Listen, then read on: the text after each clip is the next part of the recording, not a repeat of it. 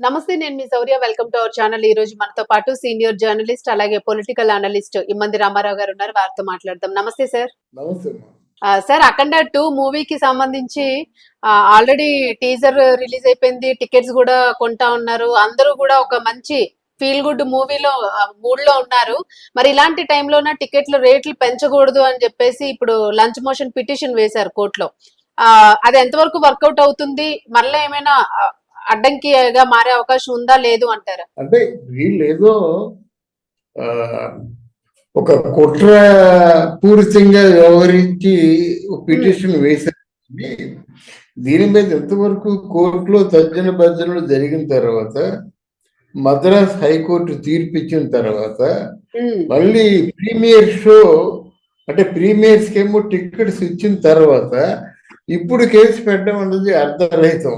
ఇది నిలబడదు. అందువల్ల ఇప్పుడు ఒకవేళ షోలు రద్దు చేసినట్టయితే షోలు తీసుకున్న డబ్బు కూడా రిపీట్ చేయాలి కదా. ఇంకా ప్రొడ్యూసర్ కూడా కొన్ని హక్కులు ఉంటాయి. మేము డెబరేజ్ చేస్తారనమాట. దీనివల్ల మా పిక్చరే మొత్తం 100 కోట్ల రూపాయలు మీరు నష్టపోయినట్టు అవుతుందని వాళ్ళు రివర్స్ లో పిటిషన్ వేసే ప్రమాదం ఒకటి ఉంది. ఏదేమైనప్పుడు కూడా ఇది మంచి ఇండస్ట్రీలో ఇది మంచిది కాదు. ఇండస్ట్రీ పచ్చగా ఉండాలంటే వాడు సినిమా చేసుకుంటున్నాడు. ఆ టికెట్లు ఎవరు పెర్మిషన్ ఇచ్చారు? గవర్నమెంట్ పెర్మిషన్ ఇచ్చింది. గవర్నమెంట్ కూడా ఏదో వాళ్ళ ఇష్టానుసారంగా పెర్మిషన్ ఇవ్వలేదు. మ్యాక్సిమం 600 రూపాయలు పెట్టింది. దీనికి ఏదైనా వేసినట్టయితే అంతకుముందు 2000, 3000 కూడా టికెట్లు అమ్మారు. మరి ఆ రోజులు మాట ఏమిటి అడుగుతారు కదా. ఏదో ఊసుకుండా కుళ్ళుతో వేసినటువంటి కుట్రపూరితమైన పిటిషనే తప్ప దీనికి శాంటిటీ ఉండదు. అలాగే గురువు గారు, అంటే మూవీకి సంబంధించి ఉదయం నుంచి కూడా ఫ్యాన్స్ అందరూ కూడాను మరి కొద్ది సేపట్లో ఇప్పుడు మొదలైపోతుంది సినిమా కూడాను. ఉదయం నుంచి కూడా థియేటర్ల దగ్గర కాపు కాసిన పరిస్థితి ఉంది. అలాగే ఇతర దేశాల్లో కూడాను, అమెరికా వంటి దేశాల్లో కూడా ఆల్రెడీ షోలు స్టార్ట్ అయినాయి. మీకు ఎలాంటి రివ్యూస్ వస్తూ ఉన్నాయి? అంటే నేను అఖండ 2 గురించి చాలా ఎక్కువ చెప్పాను. నేను ఎందుకు చెప్పానంటే బాలకృష్ణకి ఇది పాన్ ఇండియా ఒకటి. 2, బాలకృష్ణ సినిమాని ప్రపంచ వ్యాప్తంగా మొట్టమొదటిసారిగా చూడబోతున్నారు. 2, 3 బాలకృష్ణ ఫ్యాన్స్ కి అప్పుడు సింహ లెజెండ్ తర్వాత మళ్ళీ ఆ స్థాయి పిక్చర్ అవుతుంది. 3, 4 బోయపాటి శ్రీను కూడా దీన్ని అగ్ని పరీక్షలాగా ఫీల్ అయ్యాడనమాట.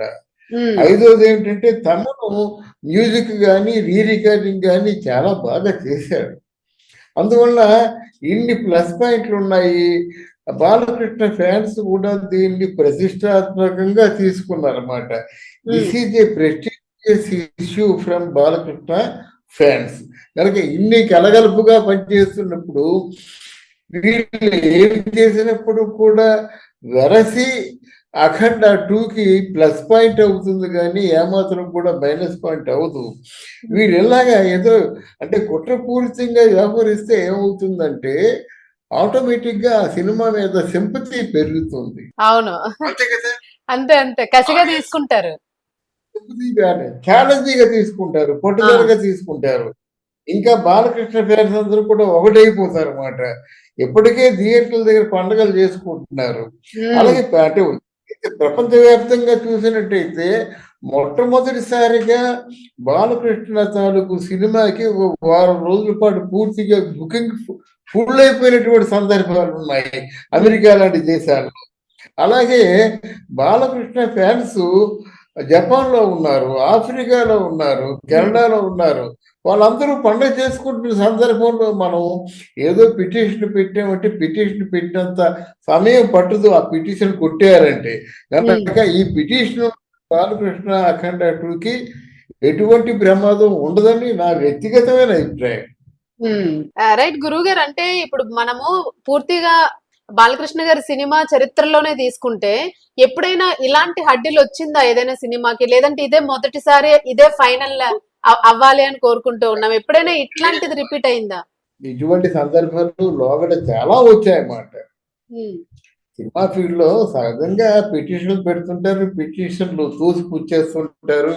ఇవన్నీ ఒకసారి కాదు, ఎన్నోసార్లు సినిమా ఆగిపోయిన సందర్భాలు ఉన్నాయి. ఆగిపోయింది అనుకుంటున్న అరగంటలో సినిమా ఓపెన్ అయిన సందర్భాలు ఉన్నాయి. ఒకటి రెండు కాదు, చాలా ఉన్నాయన్నమాట. ఎందుకంటే ఇది మందితో కూడుకున్న వ్యవహారం. సినిమా ఫీల్డ్ కాంపిటేటివ్ మనస్తత్వం ఒకటి బాగా పెరిగిపోయింది.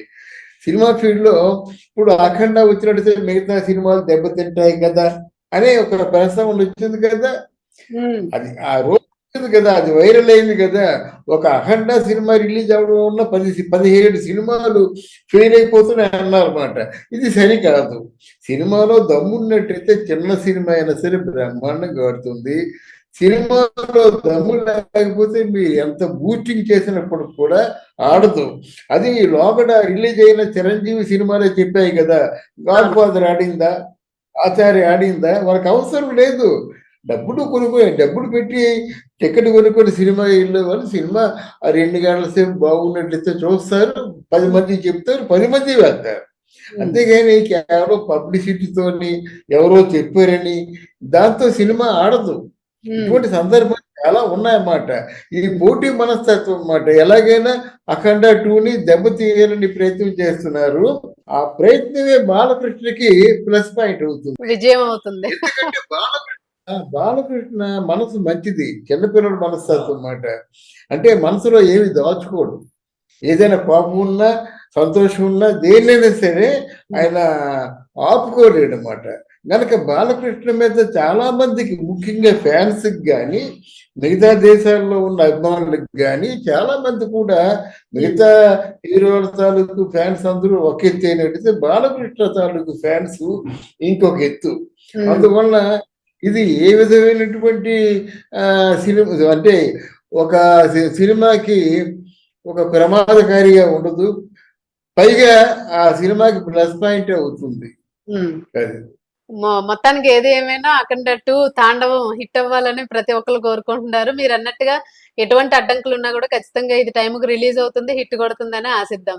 మళ్ళీ నేను చెప్తున్నాను, బాలకృష్ణ ఫ్యాన్స్ కి ఇది చాలా ఐ ఫీస్ట్ మాట. అంటే కళ్ళకు విందుగా ఉంటుంది. ఒక విజువల్ బ్యూటీ ఉంది, యాక్షన్ బ్యూటీ ఉంది, డ్రామా బ్యూటీ ఉంది, రొమాంటిక్ బ్యూటీ ఉంది. ఇన్ని బ్యూటీలతో కలగలిపినటువంటి ఈ సినిమా బాలకృష్ణుని చూస్తున్నట్టయితే గతంలో నేను పనిచేసా ఎన్టీ రామారావు సినిమాలకి, ఆయనే గుర్తుకు వస్తున్నాడు. అలా గుర్తుకు రావడం అన్నది చాలా పెద్ద విశేషం అన్నమాట.